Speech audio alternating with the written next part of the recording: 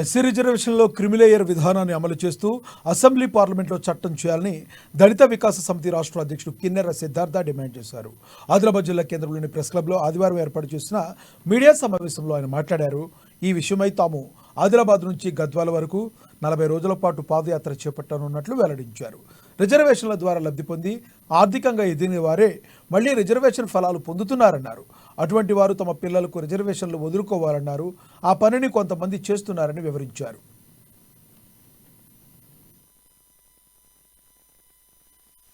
SC రిజర్వేషన్లో criminal పెట్టాలని justice గావయ్య గారు చెప్తే ఈ ఎస్సీ ఎస్టీ ఎంపీలు అందరూ కూడా ఢిల్లీకి పోయి ఎస్సీ రిజర్వేషన్లో క్రిమినల్ పెట్టొద్దని చెప్పేసి ప్రధానమంత్రి మీద ఒత్తిడి తెస్తే ఆయన దాన్ని మేము క్రిమినల్ అమలు చేయమని ప్రకటన చేయడం జరిగింది. దీనివల్ల దళితుల్లో ఉన్న పేదలందరికీ కూడా అన్యాయం జరుగుతూ ఉంటుంది. కేంద్ర మంత్రులు ఉప ముఖ్యమంత్రులు ఎంపీలు ఎమ్మెల్యేలు 4 సార్లు 5 సార్లు అయిన వాళ్ళకు కూడా వాళ్ళ పిల్లలకు కూడా రిజర్వేషన్ ఇవ్వడం అంటే ఈ పేద దళితుల కడుపు కొట్టడమే. ఈరోజు ఎస్సీ రిజర్వేషన్లు ఉపయోగించుకొని ఐపీఎస్ అధికారిగా అయినటువంటి ఆర్ఎస్ ప్రవీణ్ కుమార్ గారు వాళ్ళ పిల్లలకు రిజర్వేషన్ను వదులుకున్నాడు. అదేవిధంగా ఖమ్మం జిల్లాకు చెందినటువంటి కార్డియాలజిస్టు డాక్టర్ గోపీనాథ్ ఆయన కూడా వాళ్ళ పిల్లలకు రిజర్వేషన్ వదులుకున్నాడు.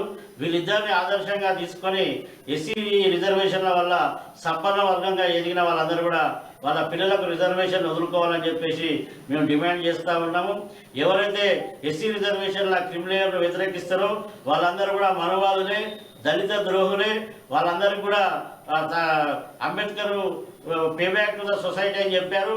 కాబట్టి మీరు pay back to the society చేయాలంటే మీరు చేసి పెద్ద సాయం ఏం చేయనవసరం లేదు, కానీ మీ పిల్లలకు ఆ రిజర్వేషన్ వదులుకుంటే చాలు. ఆ దళితులకు మీరు పెద్ద సాయం చేసినట్టే. కాబట్టి ఎస్సీ రిజర్వేషన్ల క్రిమినల్ అమలు చేస్తూ కేంద్రంలో రాష్ట్రంలో చట్టం చేసి దానికి అన్ని ఉద్యోగాల రాజకీయ రంగాలు అన్నింటి